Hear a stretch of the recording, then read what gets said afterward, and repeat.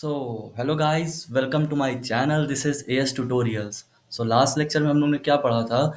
पढ़ा हम लोग ने टोकन्स था। टोकन्स क्या होता है? सबसे स्मॉल एंटिटी ऑफ प्रोग्राम होता है, लाइक छोटा सा डॉट है, वो भी टोकन्स के अंदर आता है। उसके हमने कुछ पार्ट्स पढ़ लिए थे, कुछ पार्ट्स बच गए थे, उसको हम लोग इस लेक्चर में कवर करने वाले हैं। तो ये हमारा part B of the like tokens है। इसमें हम लोग क्या क्या पढ़ने वाले हैं? Strings, special symbols and operators. हम लोग आगे बढ़ते हैं अब स्ट्रिंग्स की तरफ।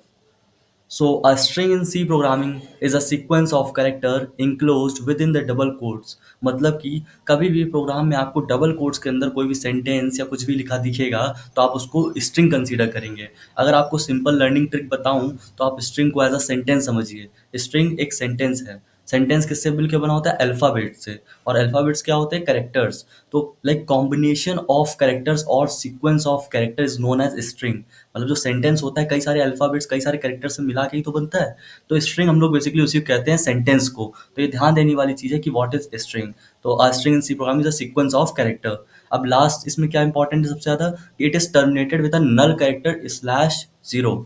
ये इंपॉर्टेंट है कि आप अगर सी प्रोग्रामिंग में स्ट्रिंग का यूज़ कर रहे हैं तो आप उसको कहाँ से बताएं कि यहाँ से एंड हो रही है स्ट्रिंग, यहाँ से स्ट्रिंग खत्म हो रही, वहाँ पे हम लोग को स्लैश जीरो लगाना पड़ेगा। तो ये हम लोग का स्ट्रिंग के बारे में ओवरव्यू हो गया। फॉर एग्जाम्पल, डबल कोट्स के अंदर लिखा है hello world. Hello world is a string of characters. मतलब कि क्या है कि कैरेक्टर्स की एक स्ट्रिंग है। स्ट्रिंग ऐसे ही मान सकते हैं जैसे आप मान लीजिए कोई मोती का माला है, मान लीजिए तो आप धागे में मोती पिरोते हैं। तो इसी तरीके लाइक जो लास्ट में हमारा प्रोडक्ट बन के तैयार होता है वो तो स्ट्रिंग। तो लाइक कॉम्बिनेशन ऑफ जितने मोतीज हैं उनको एक धागे में डाला है तो उसको स्ट्रिंग कहते हैं। तो स्ट्रिंग को आप ऐसे भी समझ सकते हैं, ऐसे भी समझिए आप सेंटेंस होते हैं बेसिकली स्ट्रिंग्स, जो कि आपके कई सारे अल्फाबेट्स या कैरेक्टर से मिलके बने होते हैं।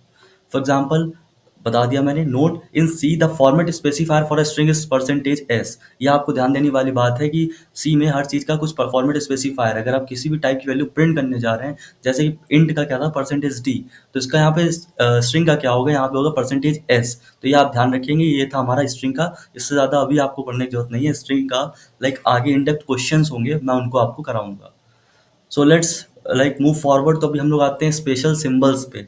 स्पेशल सिंबल्स नाम से ही पता चल रहा है कुछ स्पेशल मीनिंग कंटेन करेंगे। तो स्पेशल मीनिंग मतलब आप कहेंगे कीवर्ड्स भी तो स्पेशल मीनिंग्स कंटेन करते थे।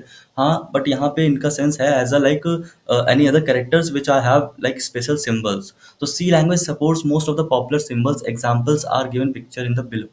सी लैंग्वेज लगभग सारे जितने पॉपुलर होते हैं वो सब सपोर्ट करती है। उनमें से कुछ एग्जांपल्स मैं दे देता हूँ। लाइक ये टिल्ड साइन होता है, इसको आप नेगेशन के लिए भी यूज़ करते हैं, नॉट के लिए भी यूज़ करते हैं। इसको हम लोग डिस्कस करेंगे। लाइक देखिए, exclamation mark, hash tag, dollar sign.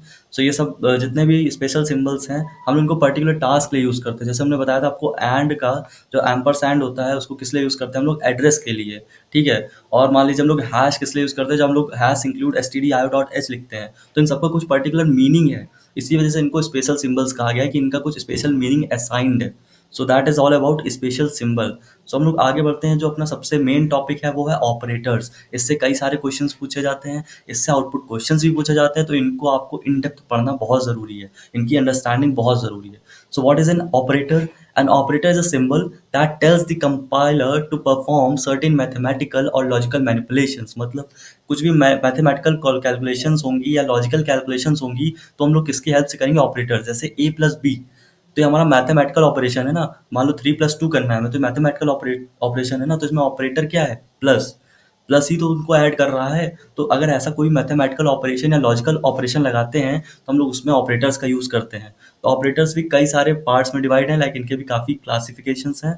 जैसे अर्थमेटिक ऑपरेटर हो गए, रिलेशनल ऑपरेटर हो गए, लॉजिकल ऑपरेटर्स हो गए, असाइनमेंट ऑपरेटर्स हो गए, इंक्रीमेंट डिक्रीमेंट हो गए, कंडीशनल्स हो गए, बिट वाइज ऑपरेटर हो गए, स्पेशल ऑपरेटर्स हो गए। First of all we will learn about the arithmetic operator. Arithmetic operator आपने बचपन से यूज़ कर रहे हैं, वही plus, minus, multiply, divide, modulus. यहाँ पे एक नया पॉइंट आया आपका, मॉडुलस। जिनको नहीं पता मैं बता देता हूँ। मॉडुलस ऑपरेटर जो इसमें होता है वो आपको रिमाइंडर देता है।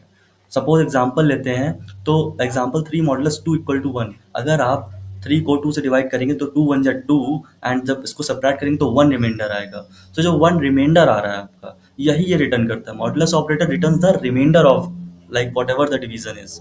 सो इतना आपको क्लियर होना चाहिए। सो हम लोग का अर्थमेटिक ऑपरेटर तो खत्म हो गया। अब हम लोग का क्या है, रिलेशनल ऑपरेटर। रिलेशनल ऑपरेटर नाम से भी आप क्लियर हो सकते हैं कि भाई रिलेशन कुछ ना कुछ चेक कर रहे हैं दो वैल्यूज के बीच में। रिलेशन आप कभी अकेले नहीं चेक कर सकते, कोई ना कोई वैल्यू देनी पड़ेगी। आप किसी से रिलेशन चेक करेंगे तो आप किसी ना किसी क्वांटिटी को एज अ रेफरेंस लेंगे।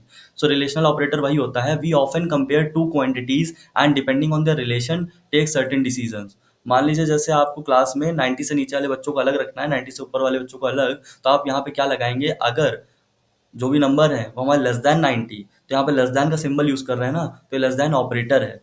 तो इसलिए हम लोग इन रिलेशनल ऑपरेटर को टू क्वांटिटीज को कंपेयर करने के लिए यूज करते हैं बेसिकली, और जो भी वैल्यू आती है उसके हिसाब से हम लोग पर्टिकुलर डिसीजन लेते हैं। तो we often compare two quantities and depending on their relation take certain decision, for that comparison we use relational operator. अब वो तो क्वेश्चन पर डिपेंड करता है किस तरीके की चीज करनी है, लेकिन हमें अगर कोई भी रिलेशन फाइंड करना है किसी भी दो क्वांटिटीज के बीच में, तो हम लोग रिलेशन ऑपरेटर यूज करेंगे। सो कितने टाइप्स के रिलेशन ऑपरेटर होते हैं हम लोग उन पे ध्यान देते हैं। सबसे पहले इक्वल टू होता है।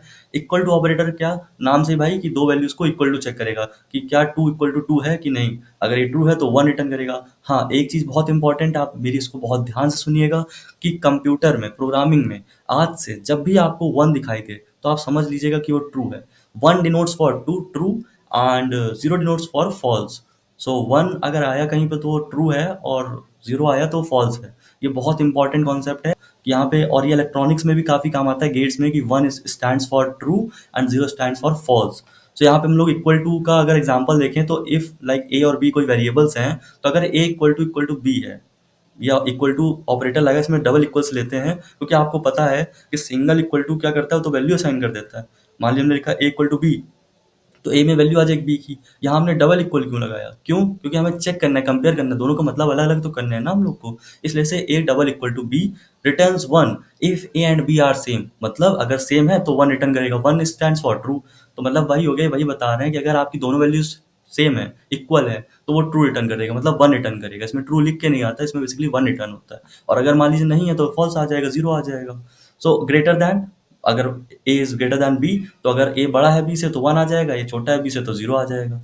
देन लेस दैन, अगर ए लेस देन बी है तो रिटर्न वन हो जाएगा। तो हम लोग ये ऑपरेटर्स के सारे use case. So greater than equal to का बेसिक सा मतलब इतना सा है सिर्फ कि आपका वैल्यू बड़ी है या उससे इक्वल है, मतलब ये दोनों कंडीशन सेटिस्फाई होंगी तो वो मानी जाएगी। मान लीजिए आपका हमारा वैल्यू जो है 3 है, और हमने कंडीशन लगाई ग्रेटर देन इक्वल टू 2, तो सही है क्योंकि ग्रेटर देन भी लगा है तो 3 से बड़ा भी है। और मान लीजिए हमने 2 भी दी तो भी ट्रू होगा, क्यों, क्योंकि 2 is greater than equal to.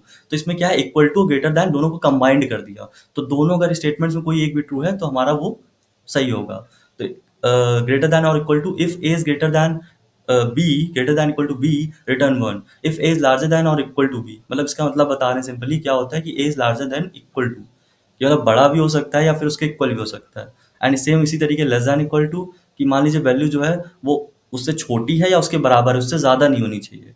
होता है ना, हम लोग कभी इक्वालिटी में ही पढ़ा होगा हम लोग, लीनियर इन इक्वालिटीज में लेस देन इक्वल टू और लेस देन का डिफरेंस होता है, इक्वल टू में वैल्यू कंटेन्ड होती है। तो यहाँ पे भी वही कॉन्सेप्ट है, अगर इक्वल टू लगा है तो उस वैल्यू के लिए भी चेक करेंगे हम लोग। नॉट इक्वल टू क्या होता है, बेसिकली इक्वल टू का उल्टा हो जाता है। जैसे मान लीजिए हमने लिखा टू, ये नॉट इक्वल का सिंबल होता है एक्सक्लेमेशन मार्क इक्वल टू, और लिखा थ्री, तो ये ट्रू रिटर्न करेगा। क्यों, क्योंकि टू नहीं है थ्री के इक्वल, हमने ऑपरेटर भी तो लगाया not equal to.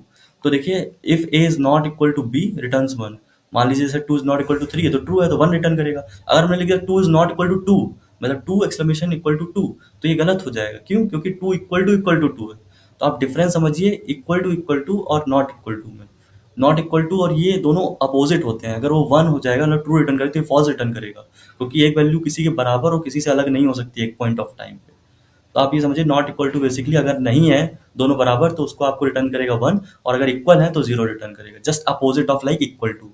So that's it for relational operator. लोग बढ़ते हैं लॉजिकल की तरफ।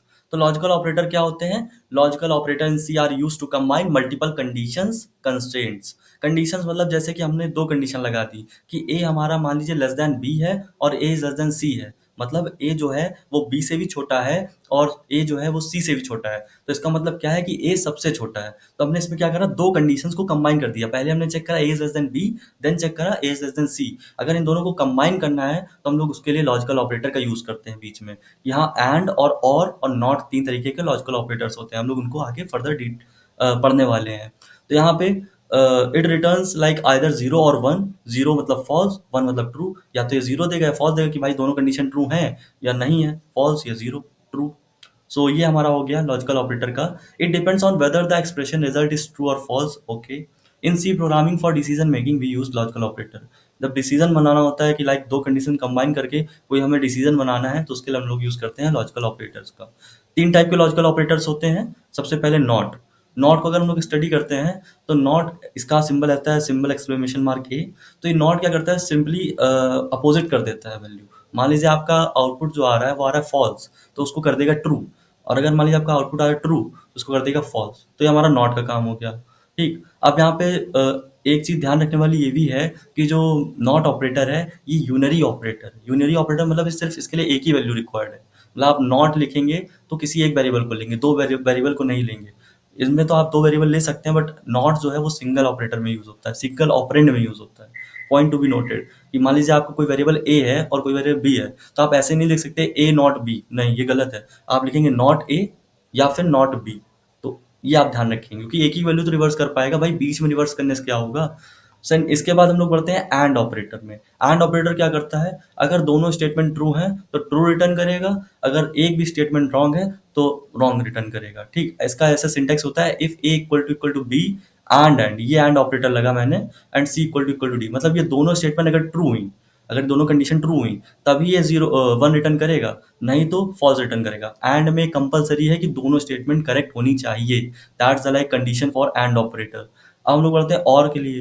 एंड मतलब वैसे भी आप नाम एंड मतलब कि नेसेसरी, और मतलब ऑप्शनल, है ना, ऐसे समझ सकते हैं आप, ऐसे याद रहेगा आपको कि और इज ऑप्शनल। तो और में अगर एक भी ट्रू हो गई तो आपको ट्रू कंसीडर करेंगे, लेकिन एंड में ऐसा नहीं है। एंड मतलब इसमें इंक्लूडेड है, अगर दोनों ट्रू तभी ट्रू। तो इसमें और में क्या होता है, ये इसका सिंटेक्स है, ए इक्वल टू बी। यहाँ पे लाइक ये जो और ऑपरेटर होता है, तो अगर ए इक्वल टू बी और सी इक्वल टू डी होता है, तो मतलब अगर ये या ये इनमें से कोई एक भी ट्रू होता है तो ट्रू रिटर्न करेगा। मान लीजिए दोनों ट्रू होते हैं तो भी ट्रू रिटर्न करेगा, बट इसकी कंडीशन क्या है, अगर कोई एक भी ट्रू हो गया गलती से तो ये वन ही रिटर्न करेगा, मतलब ट्रू ही रिटर्न करेगा। अगर मान लीजिए दोनों फॉल्स हो गई तब फॉल्स रिटर्न करेगा। तो मतलब मेजर डिफरेंस क्या है एंड और में, कि एंड के लिए दोनों कंडीशन का ट्रू होना कंपलसरी है, और में क्या है, दोनों का कंपलसरी नहीं है, एक भी होगी तो भी चलेगा। तो सिंपल इतना सा डिफरेंस है।